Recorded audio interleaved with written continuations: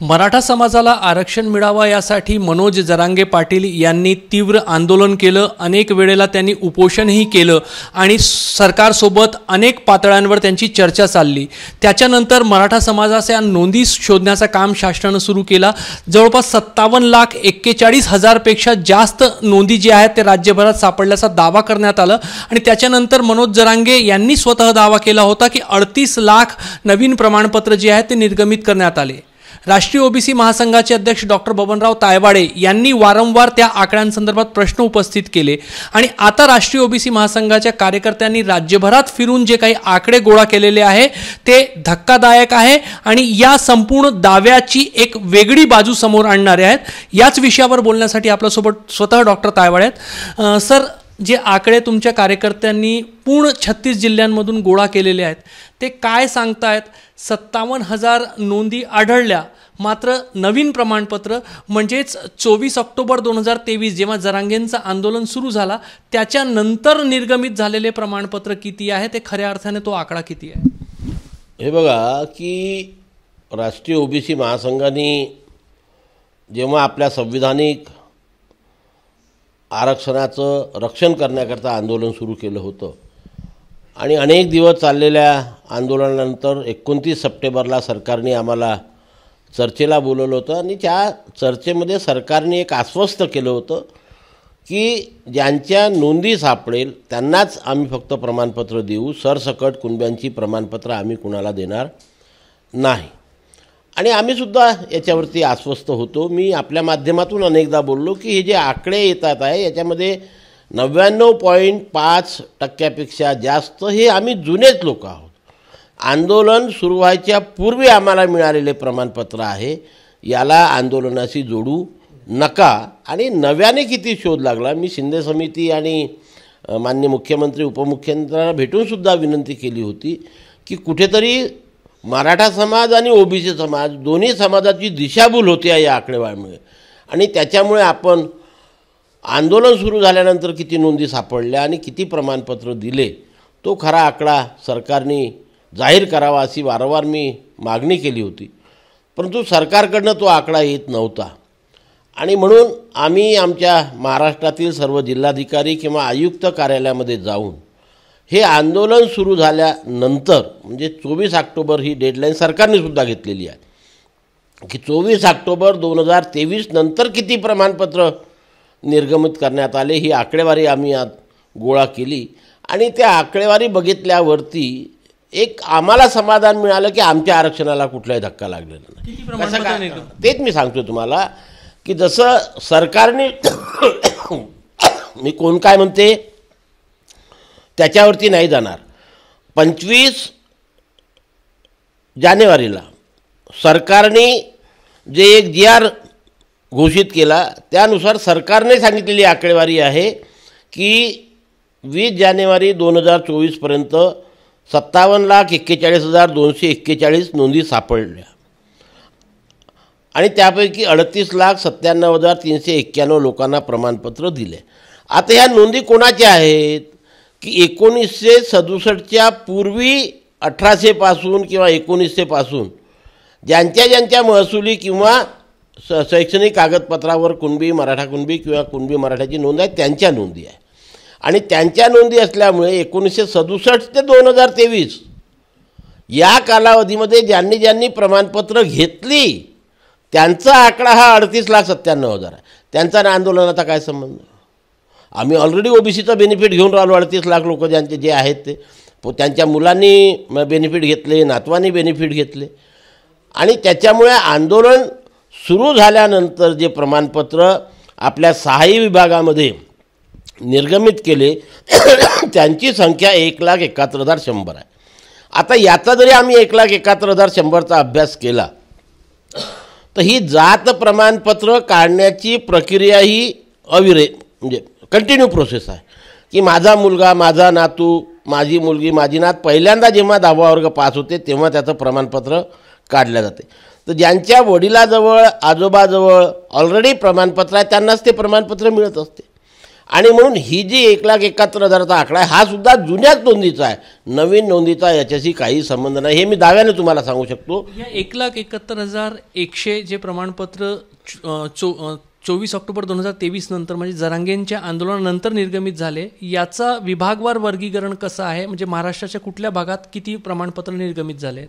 हे बघा की कोकण विभाग ज्याच्यामध्ये मुंबई शहर, मुंबई उपनगर, ठाणे, पालघर, रायगड, रत्नागिरी आणि सिंधुदुर्ग या कोकण विभागामध्ये 19,039 प्रमाणपत्र नवीन देण्यात आलेले आहेत.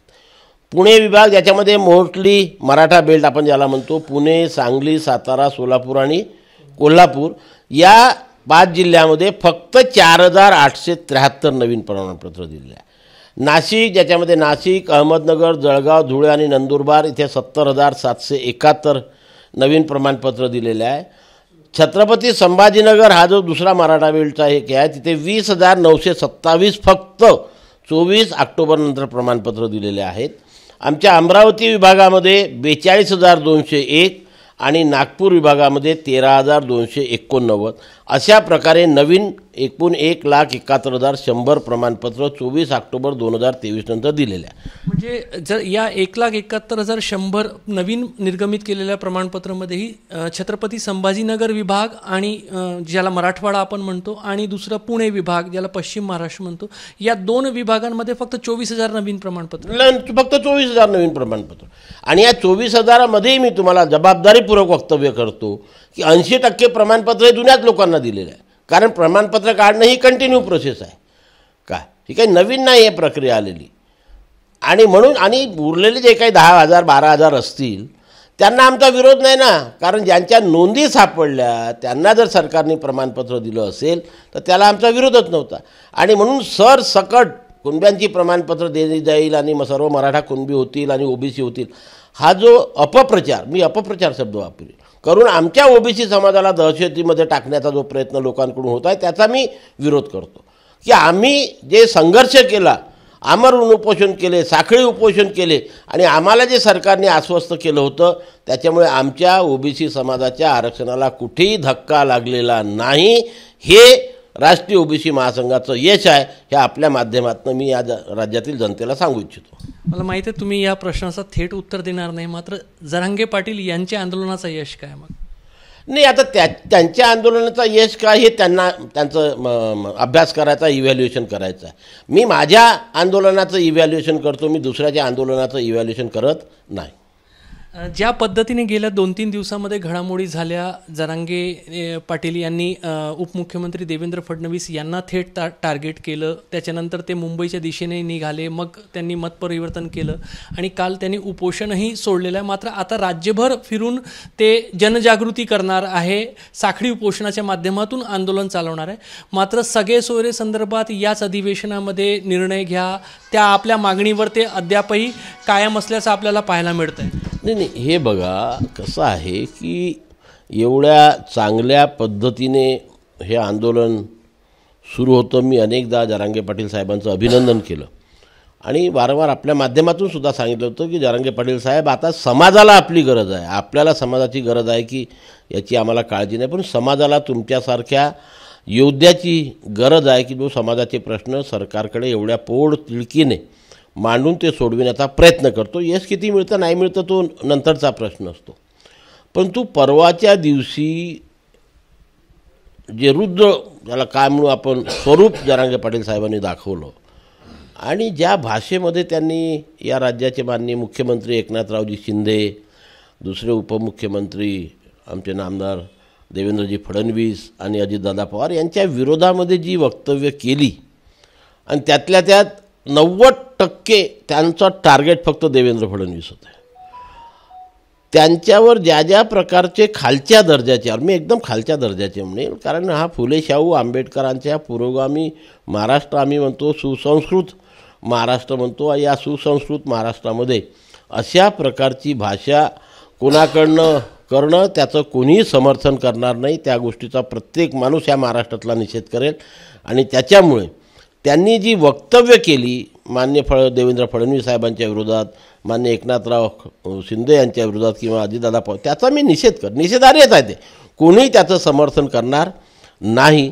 आणि त्याच्यामुळे आता काय झालं की सरकार वर्सेस आंदोलक असा डायरेक्ट आता संघर्ष सुरू झालेला आहे. कालपासून आपण जे बघतो की आता सरकारने ज्या कृती करायला पाहिजे त्या सर्वच प्रकारचं म्हणजे 10-10 हजार पोलीस एका ठिकाणी उभे करून टाकले. पूर्ण महाराष्ट्रातला पोलीस फोर्स त्या बीड, जालना आणि इतर जिल्ह्यामध्ये उभं करून सर्वांना घराच्या बाहेर पडणं मुश्किल करून दिलेलं आहे. सर्वांवरती केसेस लावणं सुरू झालेलं आहे. माननीय जरांगे पाटील साहेबांवरती 2 केसेस काल बीडमध्ये दाखल झालेल्या आहे. म्हणजे मला माझ्या वैयक्तिक मताप्रमाणे या आंदोलनाला कुठंतरी आता वेगळं वळण लागतं की काय अशी शंका माझ्या मनामध्ये निर्माण होते. तर राष्ट्रीय ओबीसी महासंघानं जरांगे पाटील यांनी सरसकट कुणबी प्रमाणपत्राची मागणी केल्यापासूनच सरकारसोबत बोलणी सुरू केलेली होती, आंदोलनात्मक भूमिका घेतलेली होती. आज जे काही आकडे समोर येत आहेत त्याच्यातून सरकार आपल्या शब्दावर कायम राहिलेलं आहे आणि राष्ट्रीय ओबीसी महासंघ आणि इतर ओबीसी संघटनांचा हा यश आहे की ओबीसी आरक्षणाला कुठेही धक्का बसलेला नाही असा दावा जे आहे ते डॉक्टर बबनराव तायवाडे करतायत. कॅमेरामॅन व्यंकटेश नायडूसह रजत वसिष्ठ, एबीपी माझा, नागपूर. एबीपी माझा, उघडा डोळे बघा नीट.